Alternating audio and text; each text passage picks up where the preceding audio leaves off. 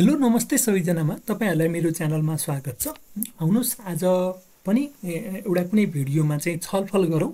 आज मैले एनएफएस जस्तै बढ्ने कम्पनी कुन होला अब आउने बुलमा भनेर चाहिँ लिएको छु र अहिले त बजार घट्दो क्रममा छ र बजार बढ्ने क्रममा बजारमा यदि सेन्टिमेन्टहरु पोजिटिभ भयो र अब आउने अप ट्रेन्डमा चाहिँ नेक्स्ट एनएफएस हुनेवाला कम्पनी कुन छ भन्न खोजेको खेलाडीहरु लागेर बढ्ने लगातार बढ्ने कम्पनी कुन हुन सक्छ भनेर मैले आज पीएफएल लाई लिएको छु। अब पीएफएल लाई हेर्यो भने यो पहिला पनि यसको वित्तीय अवस्थाहरु एकदमै कमजोर भएको कारणले गर्दाखेरि यो लेभलबाट बजार चाहिँ लगातार घटेको थियो। यो लेभलमा सायद यसको चाहिँ वित्तीय अवस्था चाहिँ नाजुक छ। अब राष्ट्र बैंकले लिनुपर्छ, यसलाई चाहिँ कुनै कम्पनीसँग एक्विजिसनमा लानुपर्छ भन्ने जस्ता हल्लाले र्युमरले यो चाहिँ चर्चामा आएर धेरै नै माथि पुगेको स्टक तल झरेको थियो र केही सम्हालिन खोजे तापनि माथि बढ्न खोजे तापनि यसले चाहिँ डाउन ट्रेन्डलाई चाहिँ कन्टिन्यू दिएर अहिले 367 मा यसको कारोबार भइराखेको छ र पर्सि पनि यो कारोबार हुँदै जान्छ हैन। अब आउने अप ट्रेन्डहरु अब आउने पोजिटिभ मुभहरु माथितिर जाने मुभमा यो कम्पनी एनएफएस जस्तै बढ्न सक्छ भनेर अनुमान मात्र गरिएको, अनुमानको भरमा कारोबार गर्नु त हुँदैन। यो कारोबार गर्नको लागि बनाइएको भिडियो पनि होइन। यो यस्तो यस्तो हुन सक्छ, यस्तो गरी क्याल्कुलेसन गर्नुपर्छ र आफूले चाहिँ राम्रोसँग अध्ययन गरेर लगानी गर्नुपर्छ भन्ने उद्देश्यले तयार पारिएको भिडियो हो। र अब एनएफएस लाई चाहिँ यो पीएफएल लाई नेक्स्ट एनएफएस म कसरी बनाइदिन्छु हेर्नुस् है त यो भिडियो। अब यो हेर्यो भने 367 मा कारोबार छ। अब यसको टेक्निकल इन्डिकेटरहरु लगाएर हेर्यो भने म बुलिङ्गर ब्यान्ड लगाएँ। बुलिङ्गर ब्यान्ड लगाउँदाखेरि लोअर ब्यान्डमा क्यान्डलहरु बनेको छ र निरन्तर यो घट्दै छ भनेपछि हामीले यसलाई चाहिँ किन्न पनि सकिन्छ। कतिमा किन्ने त्यो पनि भन्छु म। त्यसपछि अर्को इन्डिकेटर लगाएँ, सुपर ट्रेन्ड लगाएँ। सुपर ट्रेन्ड लगाउँदा यहाँ बीचमा दुई चोटी नीलो देखिएको छ र अहिले रातो छ भनेपछि यसलाई चाहिँ अलिकति घट्न दिनुपर्छ र त्यसपश्चात चाहिँ एउटा सपोर्ट जोनमा आएपछि यसलाई चाहिँ हामी लिन सकिन्छ। त्यो सपोर्ट जोन कति छ भनेर म फेरि भन्ने छु, हेर्दै गर्नुला। यहाँ चाहिँ अहिले यो सुपर ट्रेन्डले के देखाएको छ, सेलिङ प्रेसर छ, यो डाउन ट्रेन्डमा छ भन्ने कुरा यहाँ देखाइराखेको छ।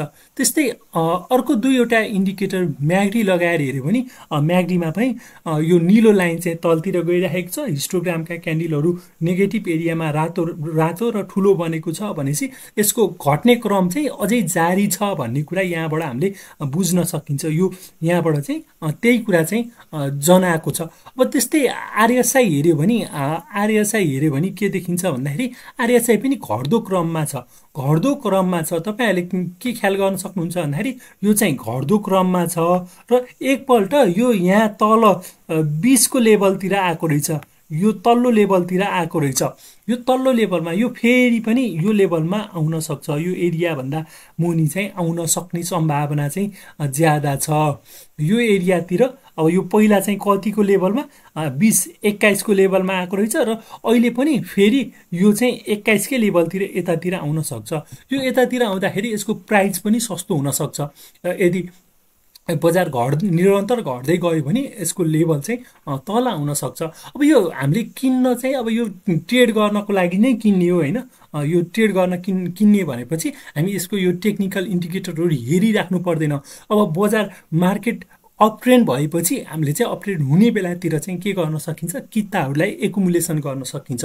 अब कहाँ र कति गर्ने भन्ने कुराहरु म यहाँ डिस्कसन गर्नेछु र मैले यहाँ चाहिँ यस्तो यो टार्गेट एरिया यो एरियामा यो देखाइएको बक्सको एरियामा चाहिँ हामीले किन्न सकिन्छ। यो एरियामा बजारले चाहिँ म्याक्सिमम टाइम चाहिँ टच गरेको छ र यो एरियासम्म चाहिँ बजार आउन सक्ने अनुमान चाहिँ मैले गरेको छु। जुन भनेको 320 देखि 320 को लेभलमा छ। यो लेभलसम्म यो मार्केट चाहिँ तल घट्दै यहाँबाट यसरी क्यान्डलहरु बनेर घट्दै आउन सक्ने सम्भावना चाहिँ मैले देखेको छु। अब यस्तो गर्दाखेरि आफ्नो क्षमता अनुसार चाहिँ हामीले लगानी गर्ने हो। मैले इमेजिनेसन गरेर मैले 10,000 किता मैले शेयर किने। मानिलिनुस् मैले 10,000 किता किने र अब चाहिँ वेट गरेँ। कतिमा किने भन्दाखेरि 320 देखि 300 को एरियामा मैले बाई गरेँ र यो यो भनेको चाहिँ अब म वेटिङ गर्ने हो, यतिमा मैले सेयर चाहिँ एकुमुलेसन गरेर राखेँ 10,000 किता, र यहाँबाट चाहिँ अब बजार चाहिँ अपट्रेन्ड नहुँदाजेलसम्म चाहिँ हामीले के गर्ने हो, कुर्ने हो। अब यही एरियामा पाउन सकिन्छ सकिन्न त्यो थाहा छैन, बजारले पछि देखाउने छ, र यो एरियामा यसरी किन्न सकिन्छ भनेर चाहिँ इक्जाम्पल मात्र लिएको। 10,000 किता किनियो र यो एरियामा यतिमा 10,000 किता किनियो र वेट गरियो, र बजारको माहौल पोजिटिभ हुँदै गएपछि हाम्रो फर्स्ट टार्गेट भनेको 520 हुनेछ। 520मा हामीले फर्स्ट टार्गेटमा हामीले 520मा चाहिँ हामीले 10,000 कितामा चाहिँ पहिलो टार्गेट T1 मिट गर्ने बित्तिकै हामीले के गर्न सकिन्छ, यसलाई चाहिँ 5,000 किता चाहिँ यहाँबाट चाहिँ सेल गरिदिन सकिन्छ। 5,000 किता चाहिँ हामीले यहाँबाट चाहिँ सेल गरिदिने कतिमा भन्दाखेरि हामीले 320मा लिएको छ, 320मा लिएकोलाई चाहिँ 5,000 किता चाहिँ हामीले सेल गरिदियो भने हामीले यो 520मा चाहिँ हाम्रो फर्स्ट टार्गेट भनेको 520 र हामीले कतिमा लिएका थियौँ, 320मा लिएका थियौँ। यसरी हेर्दाखेरि हामीलाई चाहिँ यहाँबाट चाहिँ कति भन्दा 200 नाफा हुन्छ, 200 नाफा हुन्छ। यसरी यहाँबाट चाहिँ 200 नाफा हुन्छ र 200 इन्टु 5,000 गर्दाखेरि यहाँबाट चाहिँ 10 लाख रुपियाँ नाफा, यहाँबाट चाहिँ हामीले 10 लाख चाहिँ नाफा चाहिँ निकाल्न सकिन्छ। 10 लाख चाहिँ यहाँबाट नाफा चाहिँ निकाल्न सकियो। अब बजार बढ्ने छ, यसलाई त एनएफएस बनाउने हो हामीले। अब यसमा चाहिँ खेलाडीहरू लागेर फेरि यो फर्स्ट टार्गेटबाट यहाँबाट चाहिँ फेरि बढेर माथि पुगिदियो। यसरी माथि पुगियो भने हामीले कति किता किन्ने, 10,000 किता किन्ने। 10,000 किता किनिएको छ भनेपछि हाम्रो सेकेन्ड टार्गेट मिट गर्यो। हाम्रो सेकेन्ड टार्गेट चाहिँ 790 चाहिँ यसले चाहिँ मिट गरिदियो। 790 मिट गरिदियो भने हामीले किनेको कतिमा हो, 320मा किनेको। यो 320मा हामीले किनेको। अब हामीलाई प्रफिट कति भयो, 470। यहाँ चाहिँ हामीलाई 470 नाफा भयो। यो 470 भयो। अब यो 470 इन्टु 5,000 किता गर्नुहोस्। 5,000 किता गर्दाखेरि हाम्रो चाहिँ कति हुन्छ, यसमा चाहिँ नाफा चाहिँ लगभग हामीलाई 23,50,000 चाहिँ यहाँ चाहिँ 23,50,000 चाहिँ यहाँ चाहिँ हामीलाई चाहिँ प्रफिट हुन्छ यदि बजार बढ्यो र हामीले अनुमान गरे अनुसार बजार माथि गयो भने त्यति चाहिँ नाफा गर्न सकिन्छ।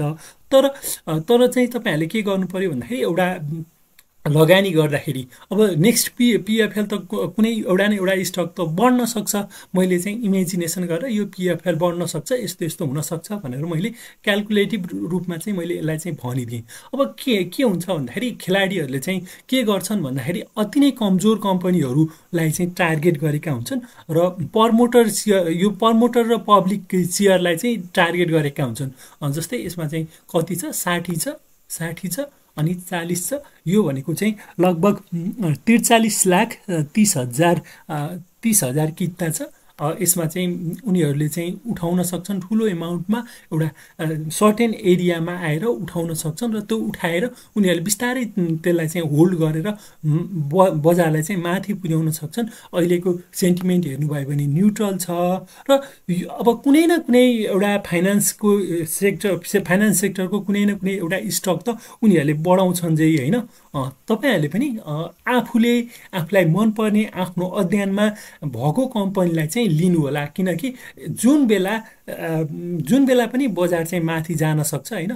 माथि जाँदाखेरि पहिलाको एनएफएस कम्पनी जस्तै एउटा न एउटा कम्पनी फेरि पनि लगानी गर्दा सोझा साझा लगानीकर्ताहरू चाहिँ लाई चाहिँ फसाउन सकिन्छ अथवा उनीहरू चाहिँ आकर्षित भएर त्यस्तो कम्पनीमा कमाउन सकिन्छ कि भनेर आउँछन् होइन। पहिला हामीले एनएफएसलाई पनि हेर्नुपर्छ। जस्तै यो चाहिँ लगातार यहाँबाट हेर्नुभयो भने यो कम्पनी चाहिँ यो एरियामा म्यासिभ एरियामा चाहिँ लामो समयदेखि चाहिँ के भएको थियो, एकुमुलेसन भएको थियो। किन्या छ गरेर उनीहरूले धेरै किता चाहिँ सस्तोमा चाहिँ किनेका थिए र यसरी चाहिँ यहाँबाट चाहिँ यसरी चाहिँ माथि पुर्याइदिएका थिए र यो चाहिँ यसरी झरेको थियो होइन।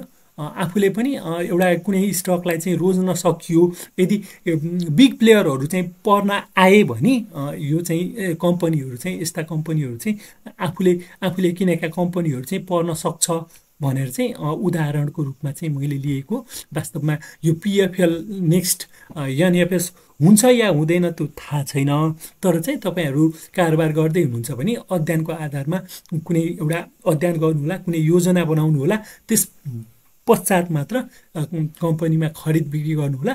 यो खरिद बिक्रीको लागि बनाइएको होइन, यस्ता कम्पनीहरू चाहिँ यसरी चल्न सक्छ भन्ने उद्देश्यले देखाइएको मात्र हो र यी टार्गेटहरू पहिला मिट गरिसकेको छ र यही सामान्य टार्गेटमा यसरी चाहिँ तपाईँहरूले आफ्नो इमेजिनेसन गर्नुहोला, पेपरमा लेख्नुहोला, पेपर ट्रेडिङ गर्नुहोला। आज यतिमा छ यो हेरौँ न यो स्टक चाहिँ बढ्न सक्छ कि नै भनेर इमेजिनेसन गर्नुहोला। यसरी चाहिँ इमेजिनेसन गर्नुहोला अनि यो इन्डिभिजुअल यो कम्पनीको बारेमा यो स्टकको बारेमा राम्रोसँग अध्ययन गरेर मात्र लगानी गर्नुहोला। र तपाईँहरूलाई यो भिडियो कस्तो लाग्यो र के यी टार्गेटहरू मिट गर्न सक्छ त? यो फर्स्ट टार्गेट, सेकेन्ड टार्गेट, अब आउने अप ट्रेन्डमा, यो अप ट्रेन्ड भनेको 3000 माथि माथिको लागि चाहिँ लिएको हो भनेर चाहिँ तपाईँहरूले बुझ्नुहोला। अप ट्रेन्ड भन्ने बित्तिकै अहिले बजार सामान्य रूपमा चाहिँ 2500 भन्दा मुनि छ र बजार चाहिँ यदि 3000लाई ब्रेक गरेर गयो भने 3000लाई चाहिँ ब्रेक गरेर जाँदा यी टार्गेटहरू भेट्न सक्छ कि नै, त्यो चाहिँ तपाईँहरूले भिडियो अन्तिमसम्म हेर्नुभयो भने कमेन्ट गर्नुहोला। भिडियो अन्तिमसम्म हेर्नुभएकोमा धन्यवाद।